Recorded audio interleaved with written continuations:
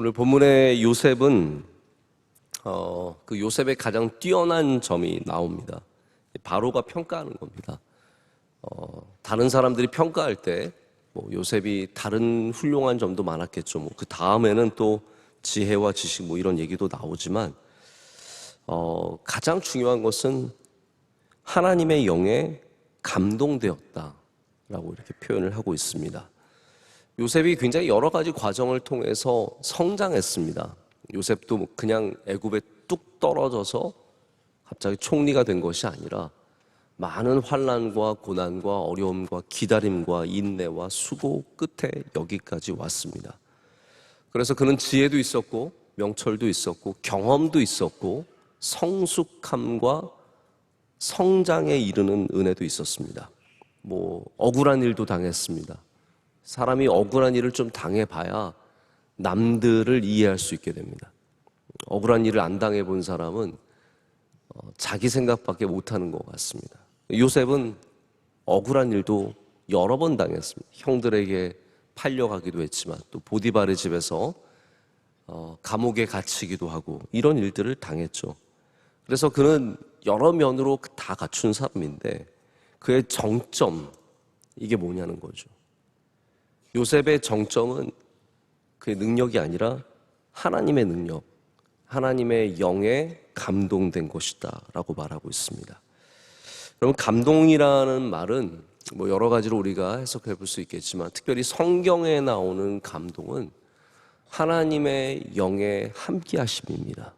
하나님의 영의 능력, 하나님의 영의 함께하심, 임재하심.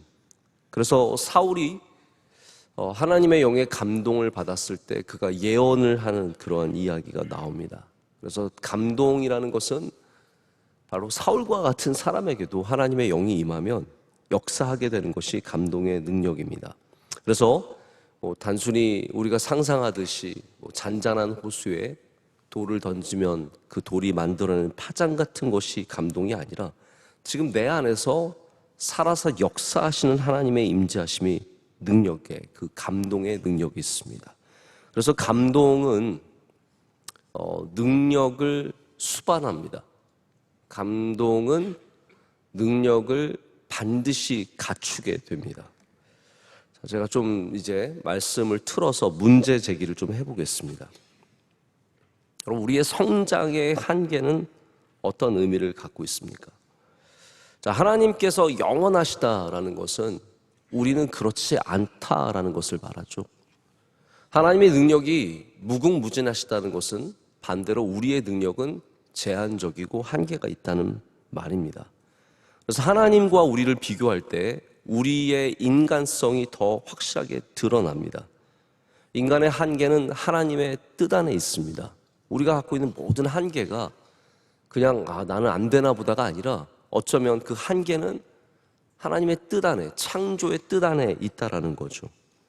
그래서 우리는 그 창조의 뜻 앞에서 하나님 앞에 엎드리게 됩니다. 그것을 경험해 보지 않으면 안 됩니다. 나의 한계를 맞닥뜨려야 하고 내 한계를 맞닥뜨리면서 하나님 앞에 바짝 엎드리는, 바로 그것이 신앙이며 그것이 하나님을 인정하는 믿음입니다. 종종 우리는 한계를 부인하는 리더들을 만납니다. 다 할 수 있다고, 이거 해놓으라고. 근데 우리 인간이 갖고 있는 힘의 한계, 시간의 한계, 마음의 한계, 이거를 인정을 해야 합니다. 저는 늘 이제 우리 교회 여러 가지 행사를 하다 보면 좀 죄송한 마음이 들 때가 있어요. 이번에도 한계를 넘어서는 일들을 많이 하셨습니다. 그러나 저는 한계를 넘어서는 도전은 좋지만 한계를 넘어서도록 너무 지나치게 몰아세우면 성장이 아니라 상처와 후퇴가 될 수 있다는 생각을 해보게 됩니다. 성장과 성숙의 문제를 여러분 좀 아셨으면 좋겠습니다. 이게 우상화되면 안 됩니다. 우리가 성숙과 성장을 이루다가 완전해지는 게 아닌데 이게 우상화되면은 성장과 성숙을 완전과 비슷하게 생각하게 되는 것 같습니다. 여러분, 그게 사실상 바벨탑의 본질이거든요. 바벨탑의 생각이 무엇입니까? 우리가 높아지면 하나님을 데려올 수 있다고 생각했죠. 다시 말해서 높아질수록 하나님과 가까워지는 것이 바벨탑입니다. 혹시 여러분의 삶 속에 내가 높아지면 문제가 해결되겠지라는 생각 혹시 있으십니까? 그게 이제 바벨탑의 생각입니다. 내가 돈을 많이 벌면, 내가 돈이 많으면 이 문제가 다 해결될 거야. 여러분, 그게 상당히 바벨탑적인 사고입니다. 내가 예뻐지면 모든 걸 다 얻을 수 있을 거야. 행복해질 거야. 이게 바벨탑적인 사고입니다. 예쁜 사람이 꼭 행복하던가요? 물론 그럴 가능성이 크죠. 그러나 예쁜 사람이 다 행복한 거 절대로 아닙니다. 내가 결혼을 잘하면 나는 행복해지고 나는 좋은 삶을 살 수 있을 거야. 여러분, 이거 다 나쁜 생각은 아닙니다. 그러나 이게 넘어서면 우상화되면 안 된다는 거죠. 이것만 있으면. 여러분, 우리는 성장과 성숙을 위해서, 성숙 때문에 완전해지는 것이 아니라 하나님의 감동, 하나님의 임재하심, 하나님의 역사하심, 하나님의 함께하심으로 온전해지는 것입니다. 그래서 우리의 바벨탑, 우리의 높아짐이 절대로 문제를 해결하지 않습니다. 그래서 여러분, 만약에 예를 들어서 우리 명성교회가 무슨 문제를 해결하기, 우리가 힘이 세지고 우리가 더 많이 부흥해서 커지고, 이것이 문제를 해결하지 않습니다. 하나님의 함께하심이 문제를 해결하고, 하나님의 함께하심이 우리 교회의 복입니다. 우리가 정말로 기도해야 될 부분은 그런 부분들이라는 거죠. 그래서 우리의 성숙도 마찬가지입니다. 성숙이 완전을 이루지 못하고 한계가 있다는 걸 아셔야 돼요. 한계. 제가 이번에 어떤 목회자들 모임에 가서 좀 강의를 하게 되는데, 제가 하고 싶은 얘기 중에 하나도 한계입니다. 저도 한계를 항상 날마다 느낍니다. 제가 성장을 포기한 건 아닙니다. 여러분, 오해하지 마십시오. 제가 뭐 그렇다고 성장 없어, 성숙 없어, 하나님 오시기만 하시옵소서, 뭐 이렇게 하지는 않습니다. 저도 당연히 오늘도 배우고 오늘도 성숙하기를 원하고 오늘도 성장하기를 원하는데, 분명한 것은 제가 100년을 목회해도 완전한 목회를 할 수 있는 건 아닙니다. 여러분, 저한테 실망하시고 저한테 상처 입으시고 저한테 답답한 마음을 느끼신 분들이 왜 없으시겠습니까? 있으시면 회개하시고. 아니, 당연히 있으시겠죠. 저의 설교를 들으면서 답답한 분이 왜 없으시겠습니까? 제가 100년을 설교해도 완전히 이룰 수 없어요. 제가 아무리 공부하고 성장하고 성숙해지고 별의별 노력을 해도 완전한 성숙과 완전한 성장을 이룰 수는 없다는 겁니다. 제가 이제 설교 세미나, 목회 세미나 이런 거 막 쫓아다니시는 분들 보면은, 자, 그 정도 성숙하고 그 정도 성장하면 문제가 해결될 것 같잖아요. 아닙니다. 아무리 설교를 배우고 목회를 배워도 그게 나의 문제를 절대로 다 해결할 수 없습니다. 저도 그래서 말씀 준비가 어렵고 그때 정말로 은혜를 경험하게 됩니다. 나의 한계에 부딪힐 때, 내가 이거 내 힘으로 준비하려고 했구나. 하나님의 임재, 하나님의 감동하심이 있어야 거기서 뭔가 새로운 길이 뚫리고 내가 이룰 수 없는 성장이 거기서 이루어지게 된다는 것이죠. 그래서 성장과 함께입니다. 성장을 포기하는 거 아닙니다. 우리 성장하고 성숙해지시길 축복합니다. 다 거기에 이르러야죠. 그러나 함께, 그리고 더 중요하게는 하나님의 감동이 있어야 합니다. 하나님의 감동하심이 있어야 내가 이룰 수 없는 나의 한계 속에서 그것을 뚫고 올라갈 수 있는 은혜를 누리게 됩니다. 그래서 요셉도 마찬가지입니다. 요셉이 아무리 똑똑하고 아무리 경험이 많고 아무리 사람들과 잘 지내도 요셉도 분명히 거기에 한계를 느꼈을 것입니다.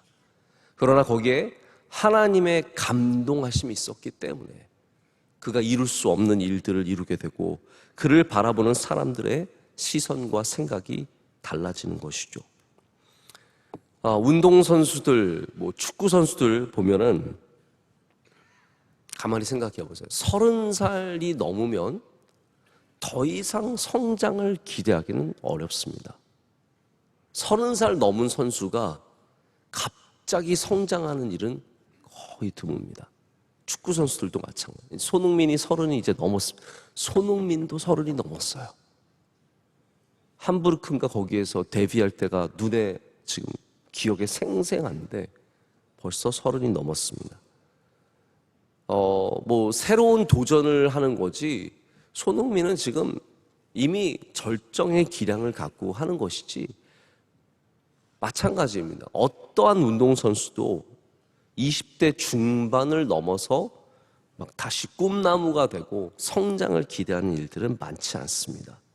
그래서 우리가 영원히 배울 수는 있어도 영원히 성장을 이루는 것은 아닌 것 같습니다. 그렇기 때문에 우리에게 필요한 것은 이 성숙과 함께 있는 감동입니다. 성숙 무용론이 아니라 우리가 한계를 알기 때문에 감동과 하나님의 임재를 항상 껴안아야 합니다. 여러분, 감사로 좀 다시 한번 돌아와서 생각해 볼까요? 감사가 우리가 만트라처럼 어떤 주문을 외우는 것처럼 감사를 말하다 보면 그것이 행위에 지나지 않을 수 있습니다. 참 신비합니다. 여러분, 믿음이라는 것이 둘 다를 갖지 않으면 안 돼요. 야고보서는 행위가 없는 믿음은 헛거라고 했어요. 그러나 행위조차도 마음이 없는 행위는 또 헛것이 되는 거예요. 이해가 되시죠? 믿음은 이 두 개를 다 필요로 합니다. 여러분, 하나님을 향한 믿음 있으시길 축복합니다. 그리고 거기에 우리의 행위가 함께 다 있어야 된다는 거죠. 그래서 감사가 비타민처럼 우리의 건강을 위한 감사하려면 그냥 행위로만 해도 됩니다. 감사하다 하면은 비타민 쏙쏙 먹어서 건강해지듯이 영양제 먹듯이 감사를, 그게 사실 세상의 얘기입니다. 세상이 하는 감사의 운동 이런 것들 보면은 그냥 내가 좋아지기 위해서 하는 감사예요. 한마디로 말하자면. 근데 여러분, 우리의 감사는 어떤 감사입니까? 내가 좋아지는 것은 결과적인 것이지만 우리는 감사를 바로 그 감사받기 합당하신 하나님이 계시기 때문에 하는 겁니다. 감사의 주인이신, 감사의 대상이신 하나님에게 우리가 감사를 올려드리는 거, 결과적으로 우리가 그 은혜로 말미암아 건강함도 얻을 수 있고 행복도 얻을 수 있고 더 좋은 것이 있겠죠.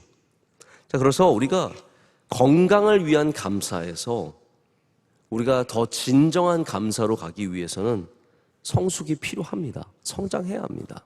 오늘 감사에 성장이 있으시길 축복합니다. 자, 그런데 우리가 그 성숙의 감사도 한계를 맞닥뜨릴 때가 있습니다. 이런 상황에서 어떻게 감사가 나오나? 이렇게 힘든데 어떻게 감사가 나오나? 여러분, 그때 우리에게 필요한 것이 모릅니까? 감동이라는 거예요. 감동이 있어야 나의 한계 속에서 감사가 나오게 되게 있습니다. 우리의 모든 한계를 만날 때마다 감동이 있어야 합니다. 하나님의 감동하심, 하나님의 임재하심, 하나님의 역사하심. 여러분, 자녀들 키우다 보면 한계가 있습니다. 내가 해줄 수 있는 게 한계가 있고 내가 말할 수 있는 것이 한계가 있습니다. 그 다음에 어떻게 하시려고요? 그 다음에 때리고 그 다음에 더 세게 나가십니까? 제가 해보면 세게 나가는 것이 다 말을 듣지 않습니다. 세게 나간다고 문제가 해결되는 게 아니에요. 제가 어제도 저희 막내랑 잠깐 말다툼을 했습니다. 제가 뭐라고 얘기를 했는데 지 맘에 안 드니까 저 뒤에 와서 저를 발로 툭툭 차는 거예요. 그래서 제가 김영재, 너 아빠 차면 안 되지?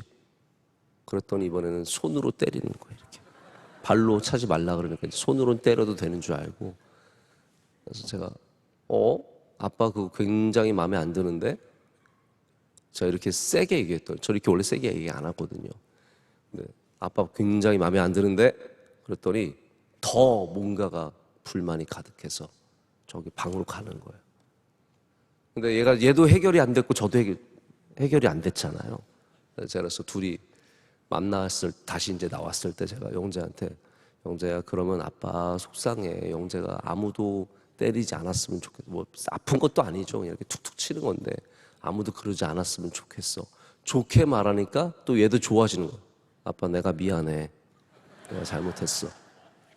둘이 다시 화해하고 안아주고 뽀뽀 많이 해주고 그리고 재웠습니다. 세게 하고 내가 뭐 안 되는 일이 있어서 더 강하게 하고 세게 하고 그러면 우리가 해결될 것 같지만, 여러분, 모든 사람에게는 감동이 필요합니다. 우리가 믿음 생활하면서 감동 없이 어떻게 할 수 있겠습니까? 뭐 공부입니까 이게?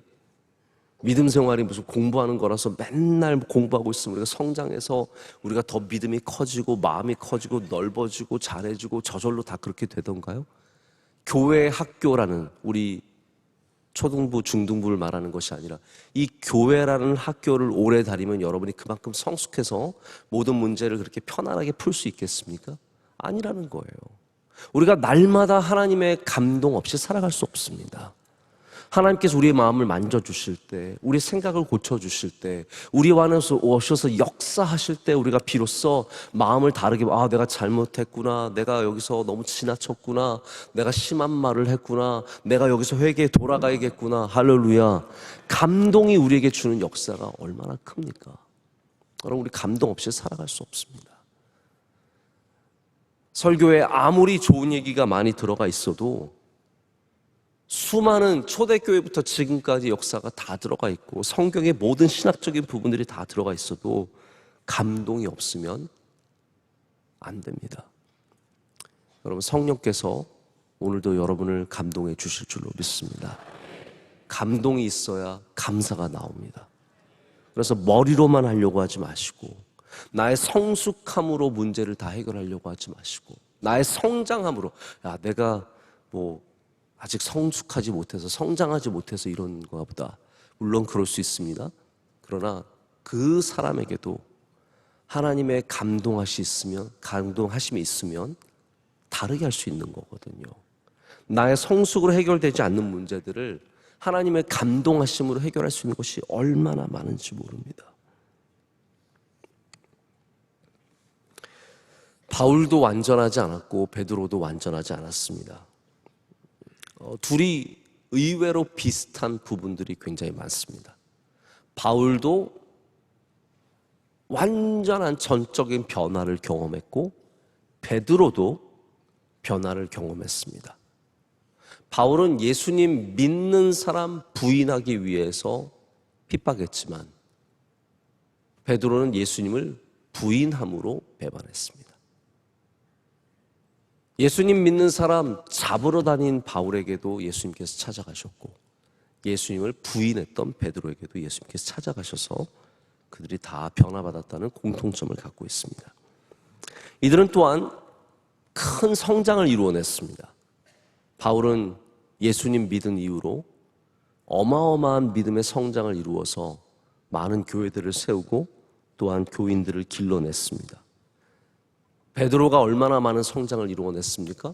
우리 베드로 전후서에서 누누이 말씀드리지만 우린 베드로가 어마어마한 영적인 성장과 성품의 성장을 이루어낸 것을 보게 됩니다. 그렇게 서두르고 그렇게 성급했던 사람이 인내의 사람으로 변화되어 있었고 온화하고 온순한 사람으로 변화되어 있었습니다.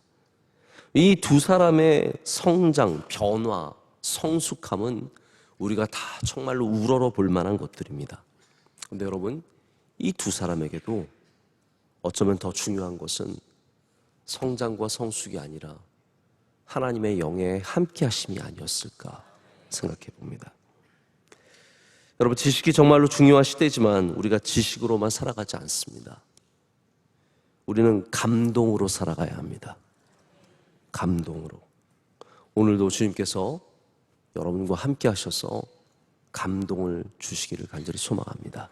여러분도 기도하실 때 나의 성장과 성숙으로 해결되지 않는 문제들, 나의 한계 속에서 만나는 모든 것들 위해서 하나님의 감동이 있으시길 기도하시길 축복합니다. 자녀들에게 감동이 있으시길 기도하시고, 우리 기업에도 감동을 주시옵소서. 우리 일하는 곳에서도 감동을 주시고, 내 심령, 내 믿음 고착되어 있고 머물러 있고 지금 한 곳에 20년 동안 성장과 성숙 없이 메마른 채 머물러 있다면, 우리에게 정말로 필요한 것은 더 많은 지식과 신학이 아니라 하나님의 영의 감동하심입니다. 우리 명석교회에 하나님의 영의 감동하심이 가득하기를 원합니다. 그럴 때 더 감사가 우리 가운데서 넘쳐나오게 될 줄로 믿습니다.